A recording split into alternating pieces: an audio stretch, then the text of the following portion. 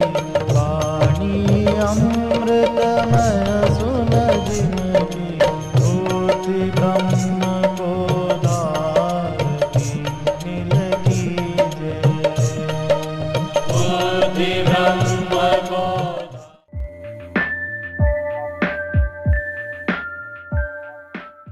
श्री राम जय जय राम।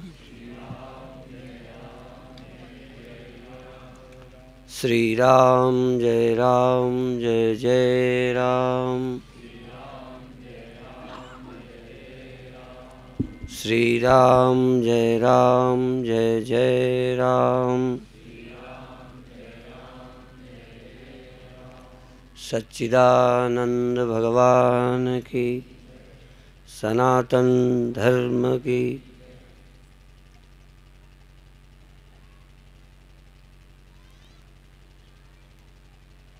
कभी कभी कितनी कोशिश करके हम सोचते हैं कि प्रवचन में कोई कमी न रहे, आपको समझ आ जाए, फिर भी हमें लगता है हम समझा ही नहीं पाए तो तुम्हें समझ में कैसे आ जाए।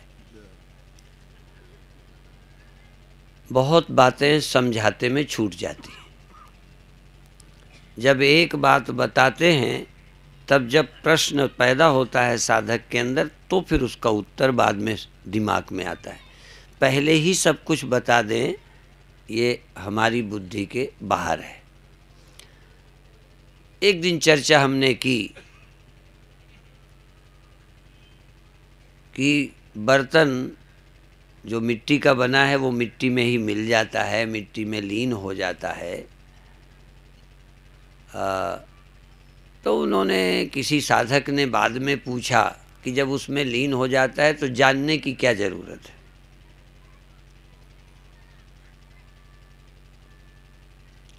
हम उसको क्यों पहचानें? तो हमने कहा यदि घड़ा मिट्टी को पहचानता नहीं है तो जो उसको अपनी एग्जिस्टेंस, अस्तित्व की अनुभूति हो रही है कि मैं घड़ा हूँ, मिट्टी को नहीं समझता, तो वो मरकर मिलेगा ये बात उसके समझ में ना आएगी। उसके समझ में आएगी मैं मर जाऊँगा, मिट्टी में चला जाऊँगा, ये उसके ख्याल में नहीं आ सकता। मिट्टी में जाऊँगा, चाहे जानूँ चाहे न जानूँ, ये जानने के बाद ही समझ आएगा। जानने के बाद ये समझ आ जाएगा, न जानूँ तब भी मैं वहीं जाने वाला हूँ, जानूँ तब भी वहीं जाने वाला हूँ। ये अनुभव जान लेने वाले व्यक्ति को ही होता है। सोने में जैसे भान नहीं रहता और इसे मरने पर आपको सोने में भय क्यों नहीं लगता, मरने के नाम से क्यों भय लगता है? इसीलिए कि आप जानते नहीं। बिना जाने हम मुक्त नहीं हो सकते। हम ब्रह्म में चले भी जाएं तब भी जागते जीते ये नहीं लगेगा हम ब्रह्मलीन होते हैं, हम ब्रह्म में जाते हैं, हम अपने घर जाते हैं, मौत कोई चीज़ नहीं है, ये ख्याल ही नहीं आ सकता बिना जाने। जानना इसलिए जरूरी है। बिना जाने मुक्ति नहीं होती। आप मुक्त भी हो जाएं तब भी मुक्ति नहीं होती। दूसरी बात, स्वप्न में आपकी मृत्यु हो गई तब भी आप नहीं मरे, और जग गए तब भी आप नहीं मरे। सो गए थे, जब आपको मृत्यु का बोध हुआ तब सचमुच तो मरे नहीं थे, पर इसका पता जगने पर चला। तो आपको जगने का लाभ हुआ या नहीं हुआ? नहीं मरा, ये जो अनुभव हुआ वो जगकर हुआ। इसलिए जगना जरूरी है। स्वप्न में मृत्यु हुई, सच बात है कि तुम मरे नहीं, लेकिन बचने का आनंद नहीं मिला। बचे होने पर भी बचने की खुशी नहीं हुई। बचने की खुशी तब हुई जब आप जाग गए। तो ब्रह्म को ही मैं मिलूं, पर मैं ब्रह्म में मिलूंगा, ब्रह्म से भिन्न नहीं हूं, ये खुशी जीते जी उन्हीं को होगी जो जानते हैं।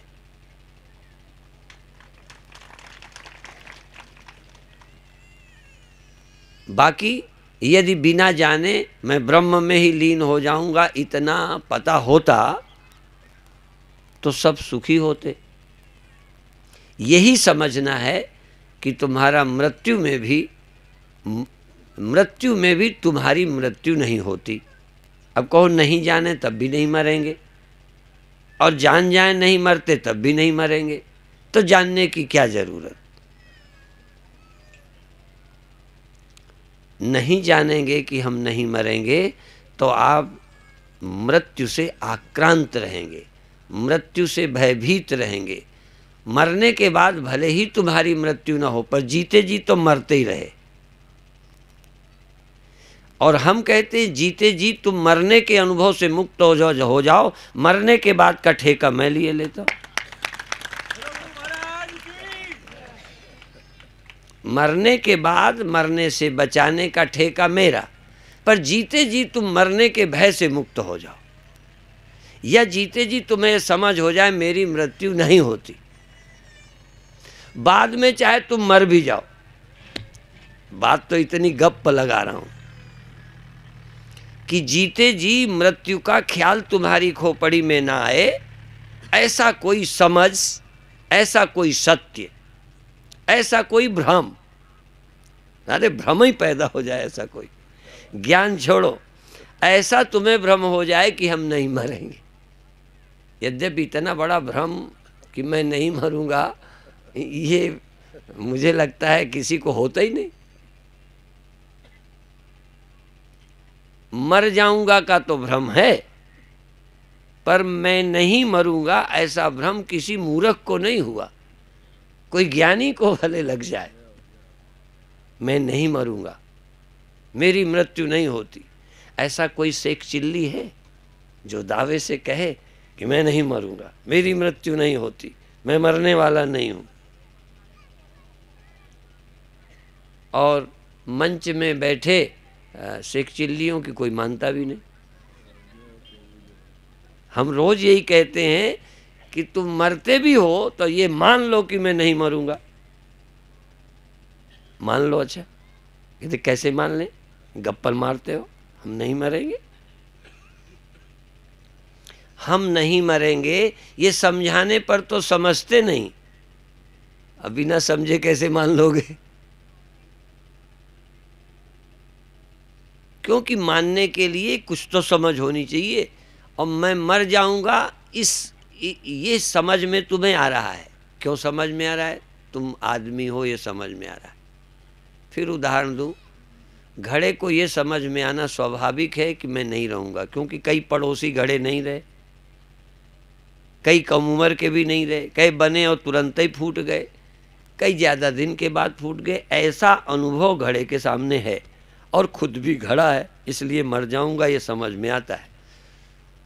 पर मैं नहीं मरूंगा ये समझ में आता नहीं, क्योंकि जानने में ऑब्जेक्ट आता है, जानने में सृष्टि आती है, जानने में सत्य नहीं आता। सत्य जानने में नहीं आता, ज्ञान का विषय नहीं है। सत्य कह दूं या भगवान कह दूं या ब्रह्म कह दूं, ब्रह्म के लिए सब लोगों ने एक मत होके कहा है, वो ज्ञान का विषय ही नहीं है। ज्ञान में नहीं आता, ज्ञान में आता है संसार, ज्ञान में आता है जन्म, ज्ञान में आते हैं मृत्यु। वैसे ये बात भी आश्चर्य की है कि अपनी मृत्यु किसी ने देखी नहीं,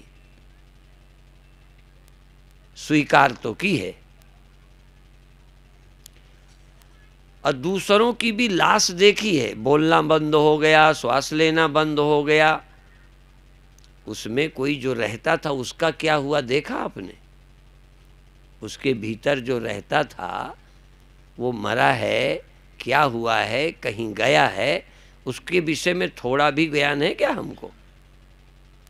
तुम हमारे घर के मरे, औरों के लिए तो तुमने ध्यान ही न दिया होगा, औरों की कोई चिंता भी कहाँ करता है। पर अपने घर के भी जब मरे होंगे तो कभी प्रश्न उठा? लाश तो पड़ी है, पर बोलने वाला कहाँ गया, देखने वाला कहाँ गया, सुनने वाला कहाँ गया, जो इसके अंदर था वो कहाँ गया? वो मर गया या चला गया? आपने तो देखा है ना जाते। जाने वाले को देखा या पड़े को देखा? जाने वाले को तो देखा ही नहीं। और गया भी कि वहीं खो गया, गया कि नरक गया कि स्वर्ग गया, और गया भी कि वो मरने वाला है या कभी नहीं मरता है, उसके विषय में तो हमारी कोई नज़र ही नहीं पहुंची। आपकी तो पहुंची होगी।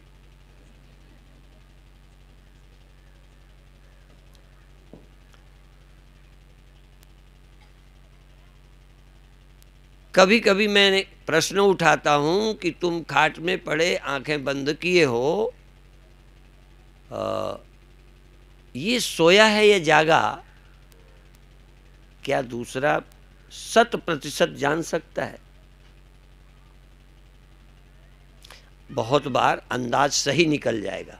तुमने सोया कहा वो सोया भी हो, जागा कहा जागा हो, तुमने जागा समझा सोया हो, सोया समझा जागा हो, वो कुछ भी संभव है। चूँकि दिखता नहीं जागना, क्रियाएं दिखती हैं, बोलना दिखता है। जागना और सोना ज्ञान का विषय नहीं है। सिर्फ वही जान सकता है कि मैं सो गया था, जाग रहा था, इतनी देर मुझे बाहर का पता, वो जान सकता है। तुम नहीं जान सकते। मरने वाला निकल गया या मर गया? जो निकल गया या देह छोड़ गया, वो बाद में कहीं कुछ होता हो शायद, तो वो जाने तो जाने मैं कहाँ गया कहाँ आ गया। और तो और यहाँ से तुम घर से यहाँ निकल के आए, घर के लोग तुम्हारे कहने के अनुसार विश्वास करते हैं कि तुम अखंड परम धाम सुनने गए हो। उनको तुम बैठे हुए दिख रहे हो, तुम कैसे गए हो दिख रहा है। गए हो, कह गए थे इसलिए घर वाले कहेंगे अखंड परम धाम गए। बहुत बार तुम्हारे नौजवान बच्चे कहते हैं, स्कूल जाते हैं, चले जाते हैं बाजार, चले जाते हैं घूमने। फिर तुम्हारे घर के बच्चे कभी कभी नाराज होकर के पत्र लिखकर चले जाते हैं, कहीं चले गए या मर गए, क्या किया। और बहुत लोग ढूंढने वाले हमारे पास आते हैं, वो कहते हैं आप बता दो है कि नहीं है।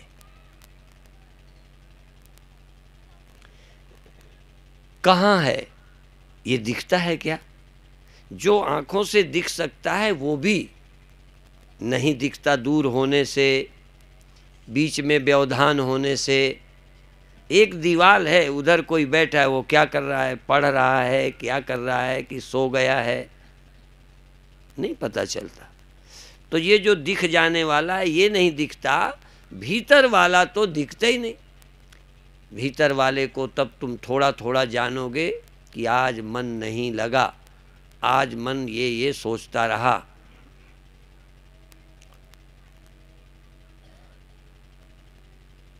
अपने मन को, मेरे मन को तुम तो नहीं देख सकते, पर मैं अपने मन को देख सकता हूँ।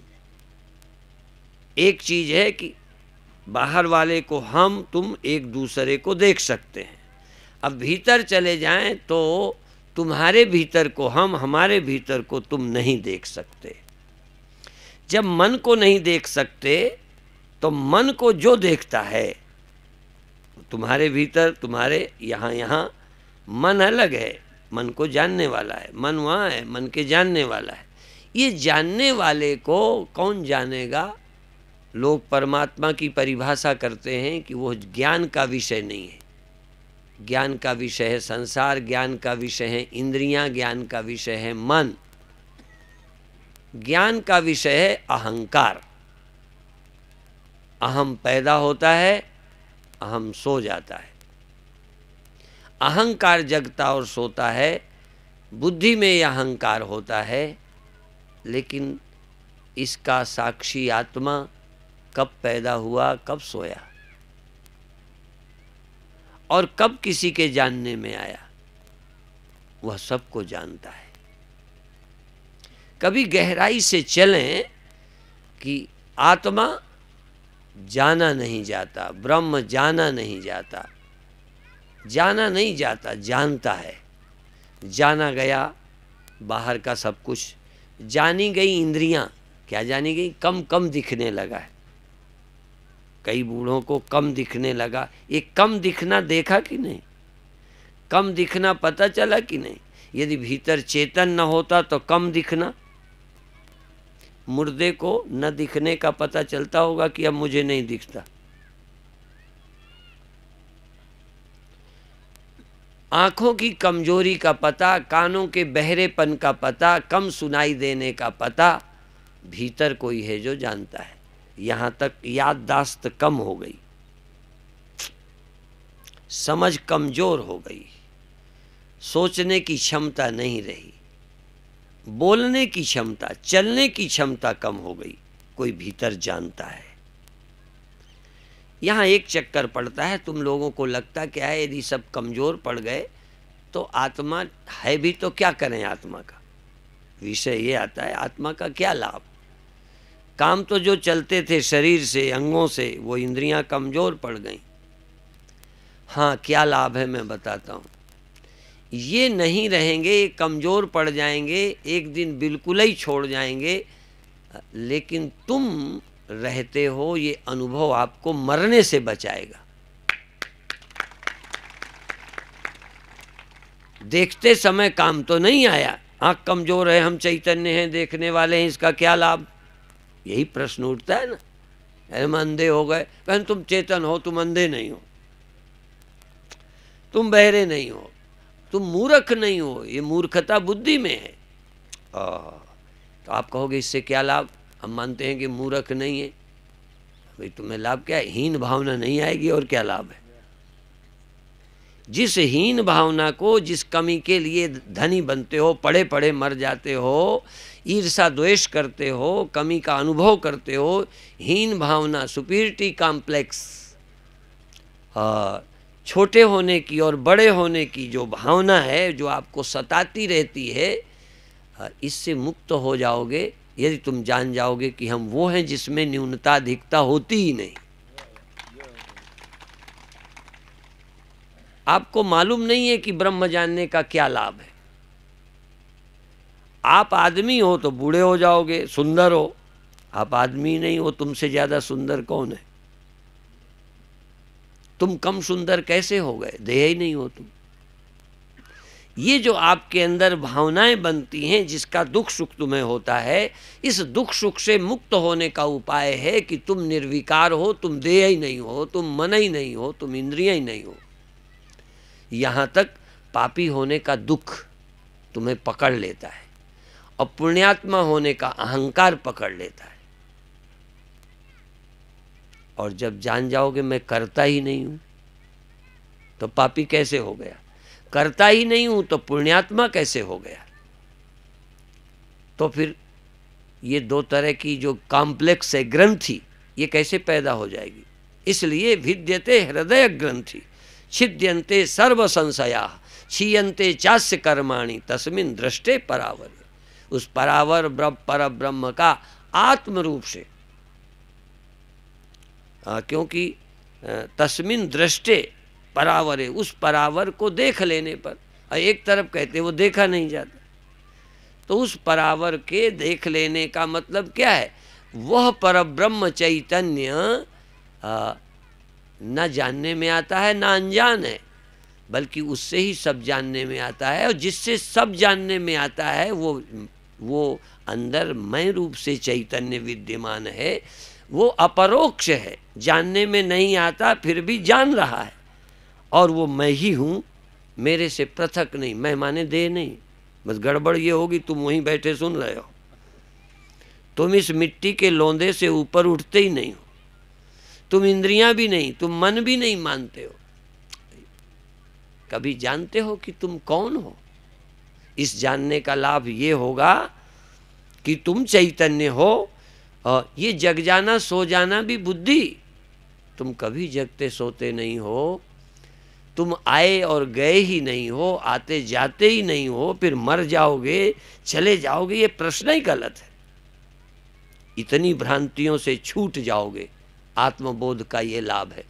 और जाने आने वाला जो है वो मैं नहीं हूँ, मैं जाने आने वाला नहीं हूँ, मैं जगने सोने वाला नहीं हूँ, मैं पैदा होने वाला मरने वाला नहीं हूँ, मैं जानने में आया हुआ या जानने में आने योग्य ही नहीं हूँ।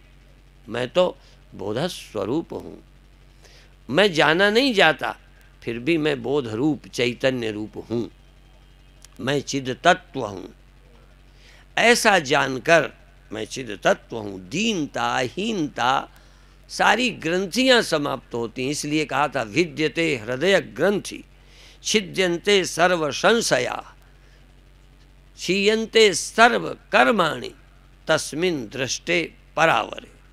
उस परावर परब्रह्म परमात्मा को मैं हूँ ऐसा जानकर, दृष्टे का मतलब मैं ही हूँ, संदेह नहीं। यदि मैं न हूँ ना ब्रह्म, तो कहाँ मिला वह चैतन्य जिससे सब जाना जाता है? तुमको कहीं मिला?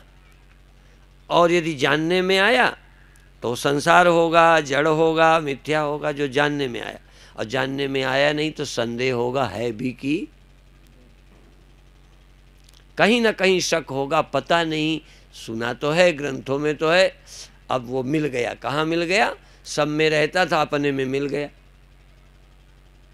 जिसको भी मिलेगा, हाँ भाई सब में रहता है, पर जब किसी को मिला होगा तो मैं रूप से, अहम रूप से, चैतन्य रूप से यही मिला, जो जाना भी नहीं जाता और अज्ञात भी नहीं है, संदेह के लायक नहीं है। ये अपना आप चेतन साक्षी ना तो जानने में आया, जानता है, और ना अज्ञात है कि पता नहीं है कि नहीं है।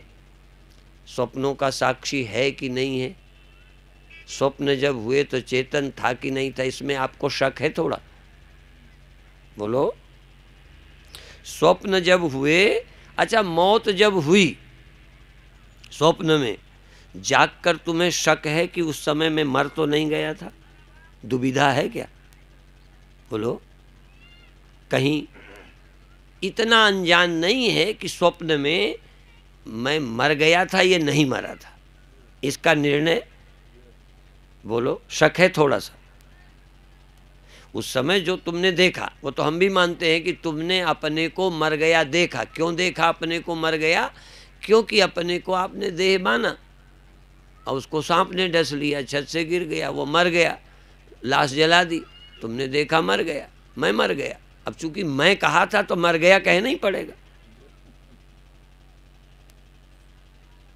अब भाई ब्याह होने से तुम सधवा हुए हो, सधवा हुई हैं कहना चाहिए, हुए हो नहीं। ब्याह होने से कोई स्त्री सधवा हुई है तो पति के न रहने पर क्या होगी? विधवा। सधवा, सधवा, धव के सहित पति, सपति। सधवा माने पतियुक्त, जैसे माधव, माधव माँ के पति, लक्ष्मीपति माधव, धव माने पति, तो सधवा, सपति और विधवा, बिना के पति की। तो जो पति वाली है वही तो विधवा होगी। कुंवारी भी कभी विधवा होती है? कुंवारी विधवा हो जाती। जो देह ही नहीं है वो मर जाएगा। जिसने मैं देह हूं स्वीकारा वही स्वीकारेगा मैं मर गया हूं। जिसने देह हूं यही अस्वीकार कर दिया, स्वीकार नहीं किया कि मैं देह हूं, वो मैं मर गया हूं कैसे मानेगा? स्वप्न में जो अपने को मर गया कहता था, मर गया महसूस करता था कि मर गया था? अब देखो, बिना मरे भी महसूस किया जा सकता है कि मैं मर गया हूं, और इसी को स्वप्न कहते हैं। जो हुआ ना हो और मान ले, जो सच नहीं है उसे भी देख ले, उसी का नाम स्वप्न है। तो बिना मरे अपने को स्वप्न में देख लिया कि मैं मर गया हूं, मुझे जलाने ले गए, अब देख मैं ही रहा हूं। अब जग जाने पर आप शक करो, आत्मा जानने में नहीं आती, ये बात ठीक है, लेकिन अब आप पूछो कि तुम स्वप्न में मर गए थे या नहीं, इसमें तुम्हें थोड़ा सा भी शक 1% है? जग जाने पर कहीं कहीं ऐसा तो नहीं मैं मर गया था। अच्छा, बच गया हूं कि नहीं इसमें थोड़ा संशय है। जग जाने के बाद बचा हूं, पूरा बचा हूं कि 1% बचा हूं। आप जब जग के बच गए तो 99% मर गए, 1% बचे। सब कुछ तो मर गया स्वप्न का, तो कितने बचे? आधे। देखा हुआ सब अनुभव सारा खत्म, फिर भी मैं बिल्कुल नहीं गया। सब अनुभव मेरे, सारा ज्ञान मेरा चला गया, फिर भी मैं ज्ञान स्वरूप अभी बचा हूं। ये जगकर आप स्वीकार करते हैं, जानते हैं। आप इसको कहोगे मैं बिना जाने मानता हूं कि बच गया हूं। ये आपका अनुभव स्वतः कि मैं नहीं मरा, स्वप्न में मरना झूठ था, कि थोड़ा सा शक है कि मरना स्वप्न का सच्चा था या झूठा था। कई लोग बहुत स्वप्न की बातें लेके आते हैं कि बहुत सारे स्वप्न सच्चे हो जाते हैं, ऐसा भी लोग कहने आते हैं। अरे भाई, स्वप्न में तुम मर गए थे तो उस समय तुमने जो देखा था वो झूठ था। आगे मर जाओगे कि नहीं अभी तो अभी समस्या और है। स्वप्न में जो मर गए थे ये अनुभव आपका 100% झूठ निकला या 1% झूठ निकला है? स्वप्न में तुम्हारी मृत्यु हुई, जगने के बाद जरा भी नहीं मरे, बिल्कुल झूठ है। अब सवाल ये है कि वहां से तो बचे, अब भी आप देह हो या ब्रह्म हो? अब भी जो भूल स्वप्न में थी, असल में भूल तो जागृत की थी, स्वप्न तक भी पीछा किए रही। और अब स्वप्न की भूल से बचे हो, पर जागृत की भूल अभी भी समाप्त। हाँ, जो रोग स्वप्न में तुम्हें अनुभव हुआ था मैं मर गया, वही अनुभव जागृत में होने वाला है, होने वाला है, होने वाला है। बात समझ गए ना?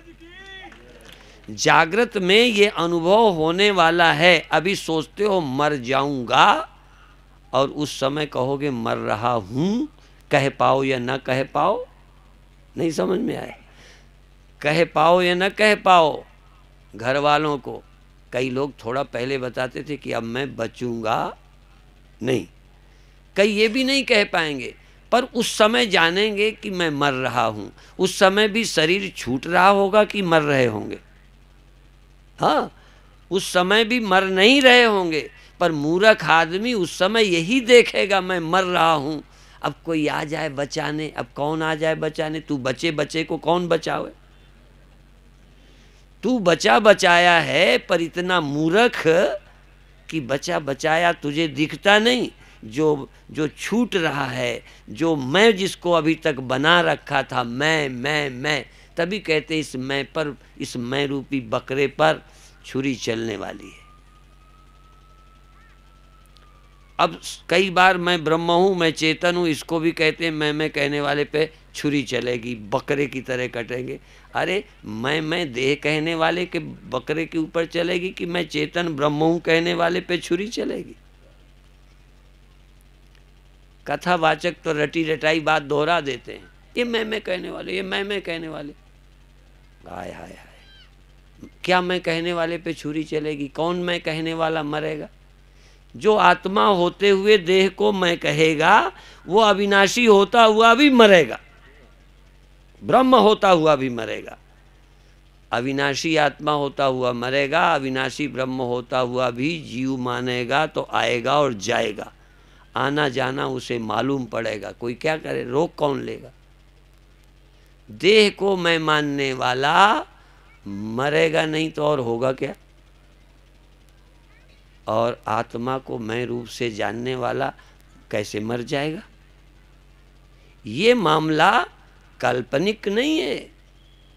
हमारे गुरुदेव बोलते थे देह को मैं मानना सबसे बड़ा ये पाप है। चोरी से, व्यभिचार से और तमाम पापों से बड़ा पाप है, लेकिन कोई मान पाया अभी तक? देखो कहना अलग, हम भी गुरुदेव से सुनते थे, पर हमारी खोपड़ी में नहीं धंसता था सबसे बड़ा ये पाप कैसे है। देह को मैं मानना सबसे बड़ा पाप है। और पाप कितने छोड़ दिए हो आपने, पर एक पाप अभी भी छोड़ा नहीं। कौन? मैं देह हूं। और यही पाप है जो तुम नहीं छोड़ सकते, गुरु ही कोई छुड़ाए तो छूट जाए। बल्कि जितना ही करोगे ना उतना ही और पक्का हो जाएगा। ये करने से अहंकार पक्का होता है, देहो हम, ये पक्का हो जाएगा। बल्कि क्या बताऊं, पुण्यात्मा हूँ, दानी हूँ, फलाना हूँ, मैं पढ़ा हूँ, मैं योग्य हूँ, क्या ये मेरा मुकाबला करेगा? ये सब ये एक ही जड़ है कि तुम आदमी हो।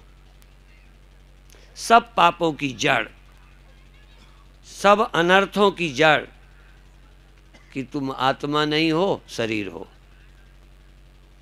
तुम ब्रह्म या आत्मा नहीं हो, तुम निर्विकार नहीं हो, तुम विकारी हो।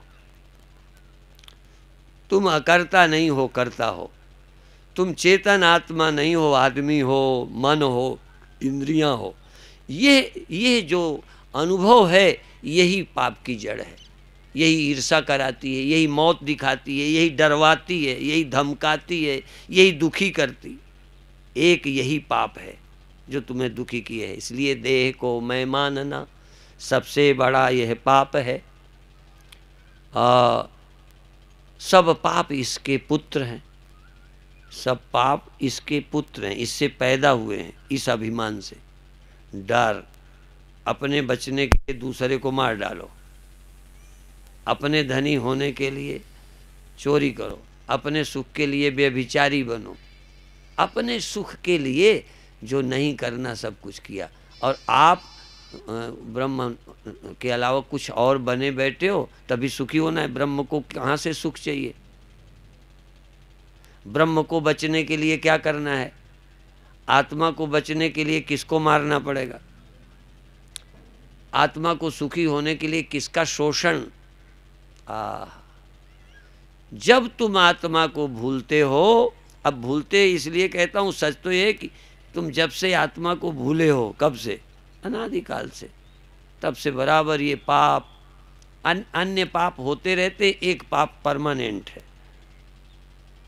एक पाप स्थायी है कि तुम आत्मा या ब्रह्म नहीं हो, देह हो।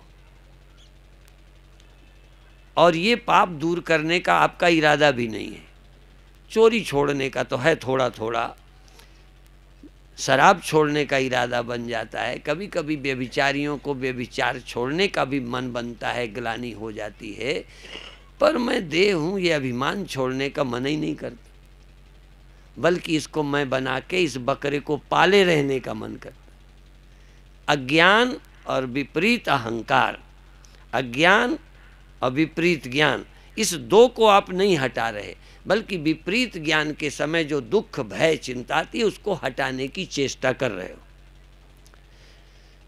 मेरी मौत है देहाभिमान से, मेरी मौत है देहाभिमान से, और मौत अच्छी नहीं लगती इसलिए बचने का उपाय कर रहे हो कि जानने का? ईमानदारी से बताओ, जानने का उपाय कर रहे हो या मरने के भय से, मरने से बचने का उपाय कर रहे हो? देहाभिमान से मौत का भय आया तो देह मैं ब्रह्म हूँ ज्ञान से, आत्माभिमान से भय जाएगा। और तुम ज्ञान चाहते नहीं, देहाभिमानी रहकर मरने का डर है तो आप बचना चाहते हो। अच्छा, कितने दिन बाद तुम सफल होगे? अच्छा ये बताओ, तुम पूरे सफल हो जाओगे या एक दिन फेल होगे? तुम बचने के लिए तुम देह हो ये मान रहे हो, ये तुम्हारा अनुभव है कि मैं देह हूँ और बूढ़ा होके मरूंगा। अब जब तुम्हारा अनुभव है तो तुम्हारा अनुभव झूठ है क्या? भाई देह के लक्षण तुम्हें मालूम है कि ये तो जाएगा, पर चूंकि तुम नहीं मरना चाहते हो, तुम देह से चिपटे बैठे हो, तो देह से हट जाओ।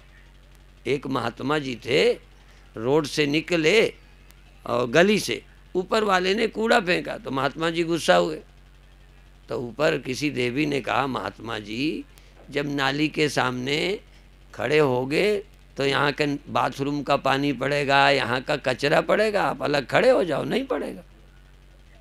जिस देह को मैं मानकर आप बैठे हुए हो, यहाँ मौत आएगी, ईर्षा द्वेष आएंगे, विकार आएंगे। तुम यदि बचना चाहते हो तो इसका मैंपन छोड़कर जो आप हैं उसमें मैंपन कर लो, और फिर देखो मौत आती है क्या। और जो सच्चा उपाय है करते नहीं, और मरने से बचने के लिए महामृत्युंजय का जाप करते हो। हमने कहा बचा ले, हमें क्या करना। आज देखो, जाप करना, महामृत्युंजय को समझना। महामृत्युंजय ये वेदांत है। कई लोग तो भोले वाले सोचते हैं, अब जैसे कथाएं चलती ना, वो संतान सप्तमी की व्रत कथा और कौन संतोषी माता की व्रत कथा, ऐसे ही मान लो अमर कथा भी चल पड़े। तो ये सब मरने को डरने वाले घर घर अमर कथा कराएंगे, और लिखा यही होगा जिसने अमर कथा सुनी वो मरने से बच गया, यही लिखा होगा। समझाएंगे नहीं कि तुम कौन हो।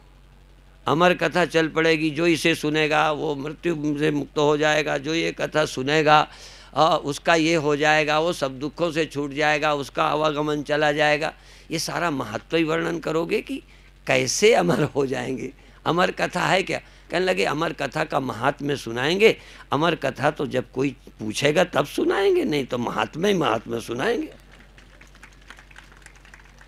सत्यनारायण व्रत कथा का महात्म्य उसने सुना था, उसने नहीं सुना था, उसने बीच में छोड़ दी थी, उसने प्रसाद नहीं लिया था। भाई सत्यनारायण व्रत कथा है क्या? ये तो महात्म्य है भैया। पंडित जी से पूछो सत्यनारायण की कथा क्या है, कहने लगे वो कोई मूर्ख पूछते ही नहीं, तो हम काहे को चक्कर में पड़े।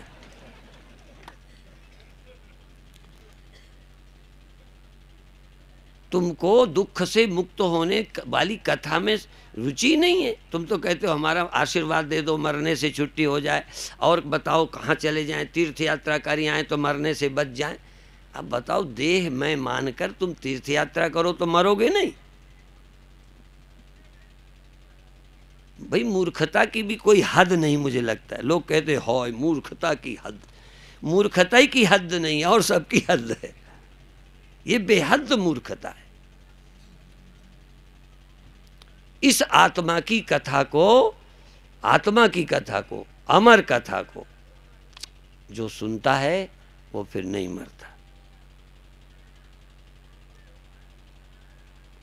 मरता ही नहीं, मर सकता ही नहीं। और इसमें कोई किसी का एहसान भी नहीं, किसी डॉक्टर का।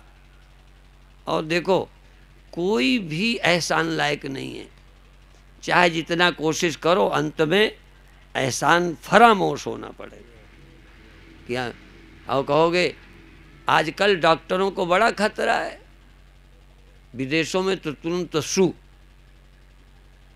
तुरंत वो मुकदमा दर्ज हो जाता है। अब बताओ, वो बचाने में लगे रहे और उन पर मार डालने का मुकदमा चलेगा।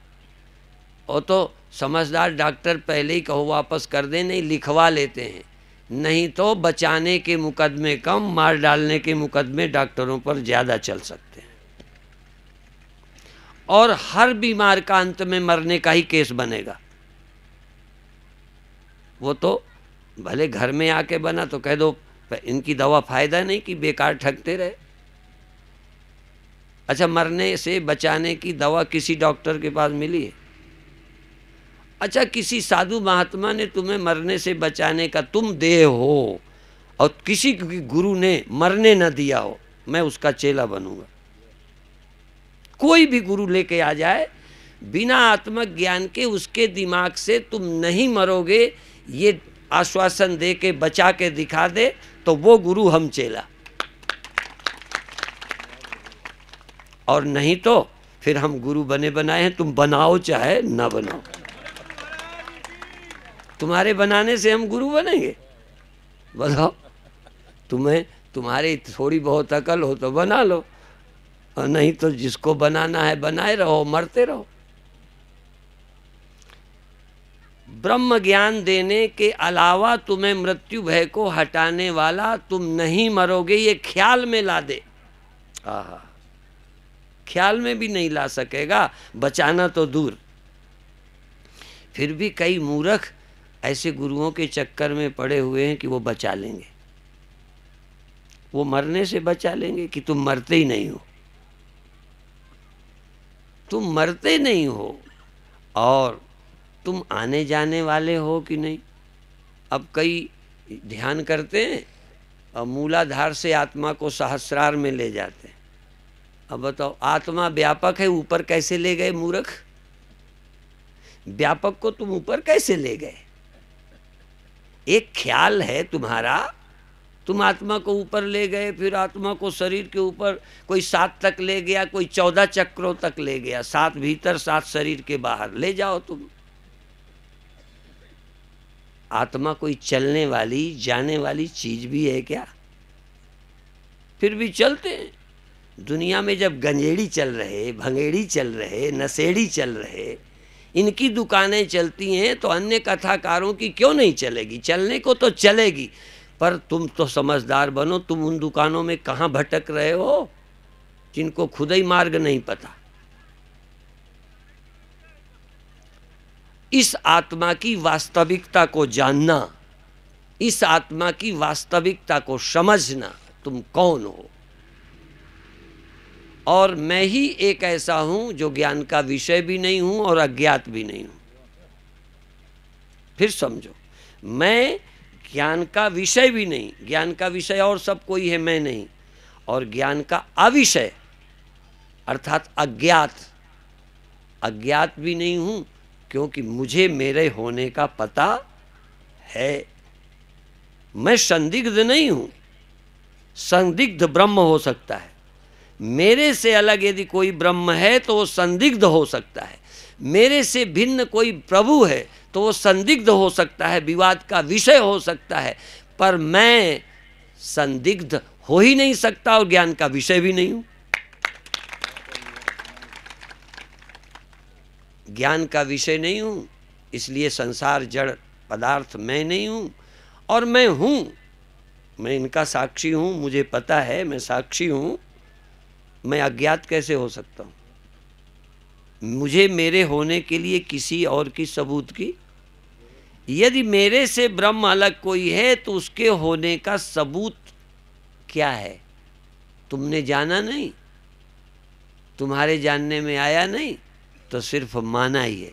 इसीलिए हम ये देखो व्यास गद्दी से कहते हैं, वेदांत के अतिरिक्त ब्रह्म को अपरोक्ष अनुभव कराना किसी के बस का काम नहीं है। और यदि वो प्रत्यक्ष करा देंगे तो वो ब्रह्म तुम्हारा रहा नहीं होगा। चाहे गुरु महाराज ब्रह्म हो, चाहे गधा महाराज ब्रह्म हो, चाहे भैंस महाराज हो, चाहे पहाड़ महाराज हो, चाहे सूर्य नारायण हो, चाहे सूर्य ही नारायण हो, वो भी सदा बोलो नहीं रहेंगे। जो जानने में आया है वो कभी रहा नहीं, और जानने में यदि आया नहीं तो उसमें संदेह होगा कि तुमने कैसे।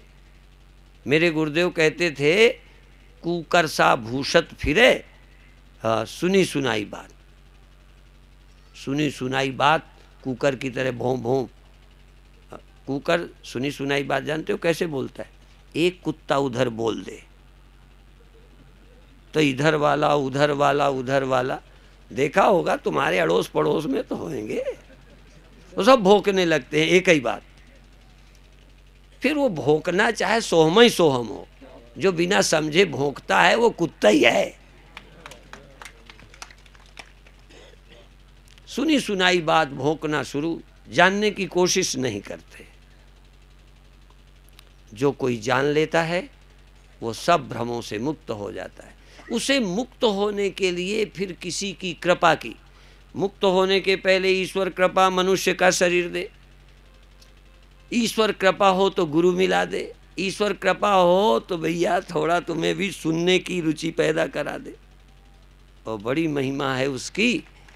हाँ, पर ज्ञान के बाद तुमसे वो अलग नहीं रहता, तुमसे यदि वो अलग है तो तुम्हें मिला कब है? कृपा मिली होगी, वो तो मिला नहीं होगा। और नहीं मिला हो तो बताओ, उसकी कृपा तो मिली पर वो कहाँ मिला? और यदि मिला है तुम्हें तो बताओ टीका है वो? इस ब्रह्म को ठीक ठीक समझो। अब अधिक देर तक नहीं बोलता, यहीं समाप्त करता हूँ। ये विषय ऐसा है कि जल्दी पूरा होता नहीं, ये विषय पूरा नहीं होता। कोई बात नहीं। अब कल प्रातः काल फिर आओ और कल शाम आओ, ऐसे ही 2-3 दिन तो रह गए। अब हर बार सम्मेलन पूरा हो जाता है, तुम्हारा काम पूरा नहीं होता। अब हम भगवान को इस समय प्रार्थना करते हैं, चाहे वो भीतर बैठा है चाहे बाहर, चाहे दिखता है चाहे नहीं दिखता, उस पर विश्वास इतना करते हैं कि जब इतना स्यापा खड़ा किया है, हाँ, तो इस स्यापा को मुकाने का भी रास्ता तुम्हें मिल जाना चाहिए।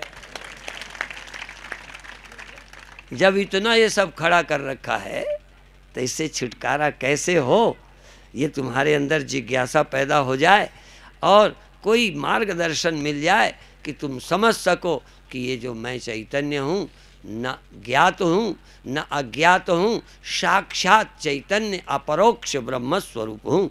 ये कथा बाकी फिर सुनाएंगे। ओम शांति शांति शांति।